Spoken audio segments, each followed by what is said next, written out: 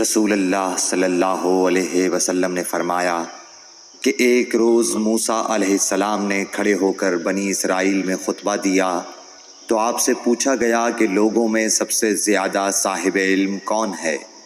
انہوں نے فرمایا کہ میں ہوں۔ اس وجہ سے اللہ کا غصہ ان پر ہوا کہ انہوں نے علم کو خدا کے حوالے کیوں نہ کر دیا۔ تب اللہ نے ان کی طرف وحی بھیجی کہ میرے بندوں میں سے ایک بندہ دریاؤں کے سنگم پر ہے جہاں فارس اور روم کے سمندر ملتے ہیں، وہ تجھ سے زیادہ عالم ہے۔ موسیٰ علیہ السلام نے کہا کہ اے پروردگار، میری ان سے ملاقات کیسے ہو؟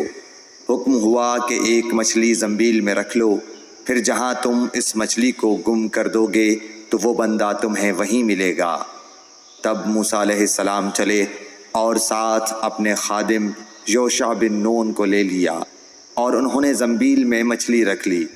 جب ایک پتھر کے پاس پہنچے، دونوں اپنے سر اس پر رکھ کر سو گئے، اور مچھلی زنبیل سے نکل کر دریا میں اپنی راہ بناتی چلی گئی۔ اور یہ بات موسیٰ علیہ السلام اور ان کے ساتھی کے لیے بے حد تعجب کی تھی۔ پھر دونوں باقی رات اور دن میں جتنا وقت باقی تھا چلتے رہے۔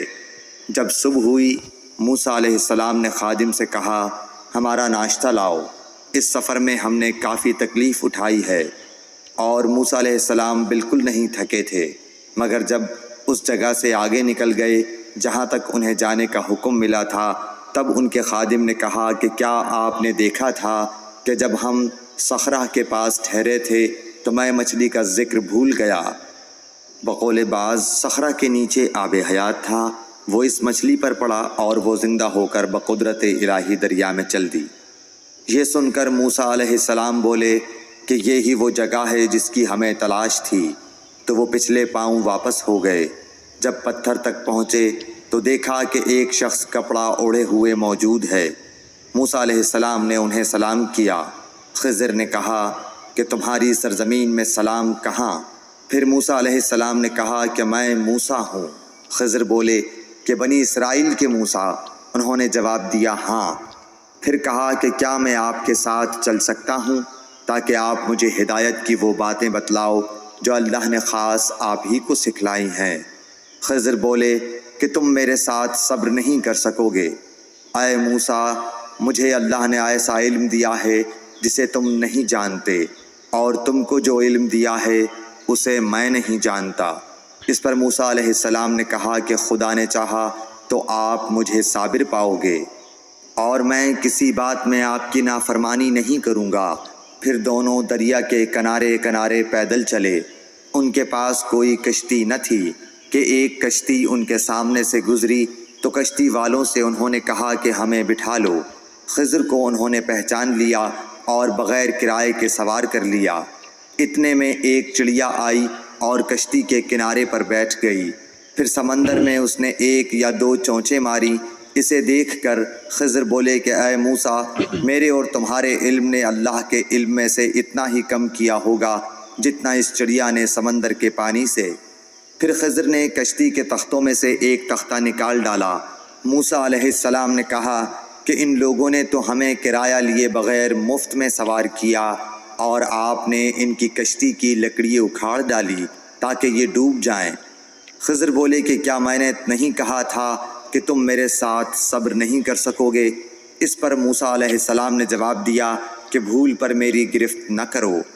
موسیٰ علیہ السلام نے بھول کر یہ پہلا اعتراض کیا تھا۔ پھر دونوں چلے۔ کشتی سے اتر کر ایک لڑکا بچوں کے ساتھ کھیل رہا تھا۔ خضر نے اوپر سے اس کا سر پکڑ کر ہاتھ سے اسے الگ کر دیا۔ موسیٰ علیہ السلام بول پڑے، کیا آپ نے ایک بے گناہ بچے کو بغیر کسی جانی حق کے مار ڈالا؟ غضب ہو گیا۔ خضر بولے کہ میں نے تم سے نہیں کہا تھا کہ تم میرے ساتھ صبر نہیں کر سکو گے؟ ابن عیینہ کہتے ہیں کہ اس کلام میں پہلے سے زیادہ تاکید ہے، کیونکہ پہلے کلام میں لفظ لکا نہیں کہا تھا، اس میں لکا زائد کیا جس سے تاکید ظاہر ہے۔ پھر دونوں چلتے رہے حتیٰ کہ ایک گاؤں والوں کے پاس آئے۔ ان سے کھانا لینا چاہا، انہوں نے کھانا کھلانے سے انکار کر دیا۔ انہوں نے وہیں دیکھا کہ ایک دیوار اسی گاؤں میں گرنے کے قریب تھی۔ خضر نے اپنے ہاتھ کے اشارے سے اسے سیدھا کر دیا۔ موسیٰ علیہ السلام بول اٹھے کہ اگر آپ چاہتے تو گاؤں والوں سے اس کام کی مزدوری لے سکتے تھے۔ خضر نے کہا کہ بس اب ہم اور تم میں جدائی کا وقت آ گیا ہے۔ جناب محبوب کبریا رسول اللہ صلی اللہ علیہ وسلم فرماتے ہیں کہ اللہ موسیٰ علیہ السلام پر رحم کرے۔